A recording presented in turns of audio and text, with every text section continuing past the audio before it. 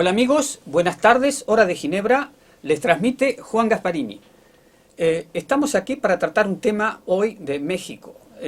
Como todos ustedes saben, porque los hemos hecho en otras ocasiones sobre otros países, cada uno de los estados que componen el sistema de Naciones Unidas tienen que comparecer a lo que se llama el examen periódico universal, que es un examen entre pares, que es decir, que el país que comparece se somete a recomendaciones o preguntas de los demás países.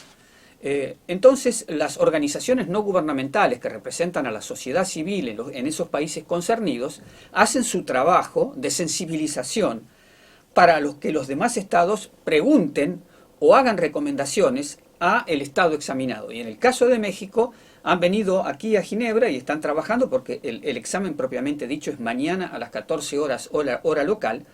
Hay organizaciones no gubernamentales que han venido para sensibilizar a los estados y plantear los problemas que creen que tienen que enfrentar México para mejorar los derechos humanos. Entonces, Claudia Romero, de Bajo Tierra, es una organización no gubernamental que se encarga de problemas ambientales. Yo quisiera que te presentaras y que explicaras un poco de qué se ocupa, de qué temas ocupa tu organización y en el caso específico, cuáles son las principales recomendaciones que ustedes le piden a los otros estados que le hagan a México.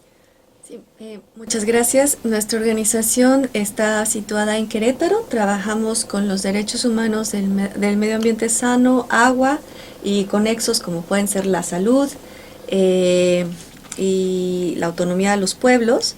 Nosotros hemos venido documentando la situación de degradación ambiental en nuestra región, que es similar a la del país, y vemos con preocupación que el estado de los ecosistemas cada vez nos está mostrando escenarios de mayor vulnerabilidad frente al cambio climático, pero también de escasez provocada de los bienes comunes, como el agua, que además se asocia a un derecho de abastecimiento, que es el derecho humano al agua.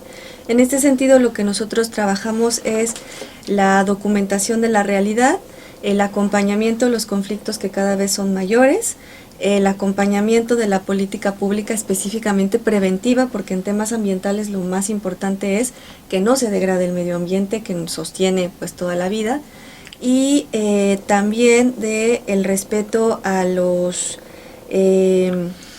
territorios distintos que conforman el país. En particular en Querétaro tenemos territorio otomí, territorio chichimeca, pueblos originarios que tienen pues sus sistemas comunitarios de gestión y sus tierras, comunidades rurales que tienen sus tierras agrícolas y pues una depredación fuertísima del sector industrial, del sector inmobiliario que está pues buscando esta expansión. Y pues nuestra principal alerta es como esa visibilidad de que pues no se puede el crecimiento a costa de lo que sea, y de que las personas y poblaciones, comunidades que defienden el territorio tampoco pueden ser sujetas de agresiones o amenazas o un entorno de riesgo, que es lo que vemos en el país, ¿no? Que cada vez en el sector de las personas defensoras a derechos humanos, las personas defensoras del territorio están entre las más agredidas y las más vulnerables. Hay también un fenómeno de desplazamiento interno forzado a causa de los problemas climáticos y eso hay sectores de la población que lo sufren.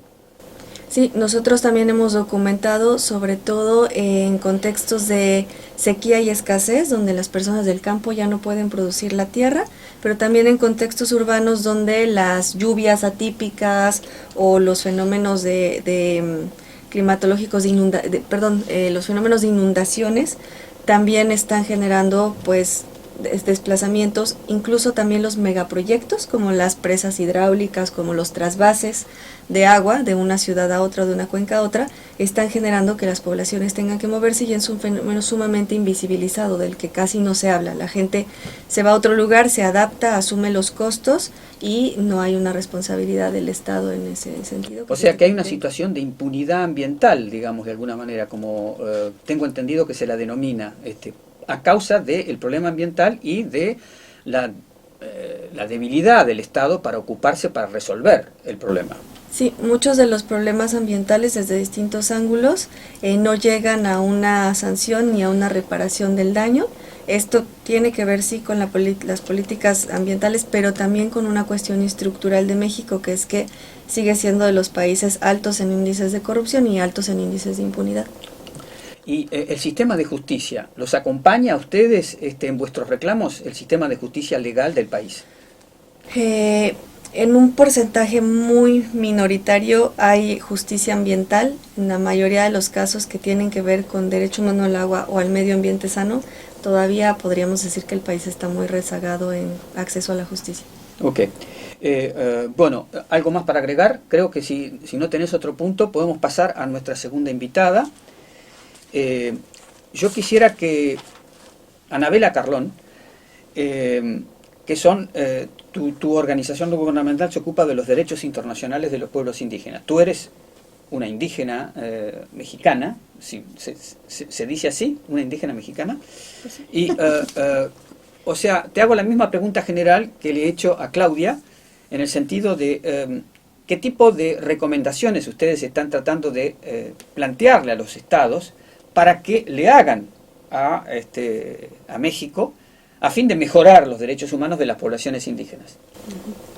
Gracias. Antes que nada quiero presentar que la Iniciativa Global por los Derechos de los Pueblos Indígenas se enfoca en la criminalización, en prevenir la criminalización, ¿no?, y la violencia de los derechos humanos y la impunidad. Esto se debe a que los defensores indígenas de tierra y territorio han sido criminalizados, perseguidos, estigmatizados, y casi en ninguno de los casos pues hay justicia, hay demasiada impunidad. Son perseguidos judicialmente, tienen carpetas de investigación muchas personas que han defendido el territorio, el agua, los bosques, todo eso. Y en México pasa eso porque no hay una reforma donde diga que los pueblos indígenas son sujetos de derecho público. Son sujetos, bueno, ahorita lo que tiene la Constitución es que dice que son de interés público. Todavía estamos siendo tratados como que no sabemos administrar o ejercer nuestros derechos. Alguien más se tiene que ocupar de ellos. O sea que la cultura indígena hay que protegerla, digamos. El Estado no se ocupa debidamente de eso. No se ocupa de reconocer nuestros derechos, no se ocupa de que somos capaces de decidir nuestro propio futuro. Alguien más tiene que hacerlo. Las consultas que se deben de hacer a los pueblos indígenas no son realizadas tampoco, ni previa, ni son informadas, ni de buena fe. Hay diferencias en la represión o en el menosprecio, digamos, de problemas de género también, me parece. Sí la hay, y de hecho es demasiado invisibilizado el caso de las mujeres y también el caso de los hombres. Siempre los tratan de criminalizar. Sucede que el Estado siempre ha argumentado de que son conflictos internos cuando sucede la defensa de los derechos de los pueblos indígenas defendiendo un bosque, o de las mujeres también. Siempre lo enfocan a que es un conflicto interno o que es un enfrentamiento entre el crimen organizado, pero no reconocen que los pueblos indígenas están defendiendo sus derechos de territorio y la libre determinación y la autonomía y su propio gobierno. Con respecto a la participación en las elecciones, ¿los indígenas en México tienen la posibilidad de tener papeles en orden y poder votar? Sí, pero no todos, porque hay mucha gente que no tiene acta de nacimiento, lo que te imposibilita tener una identificación. No existes ante el Estado, no tienes acceso a los programas sociales que tiene, o sea, no tienes derecho, pero y una gran población indígena no cuenta con acta de nacimiento, y algunos casos con actas de defunción, que también es otro problema que te niega derechos a la tierra. Muy bien, muchas gracias. Desde Ginebra les transmitió Juan Gasparini.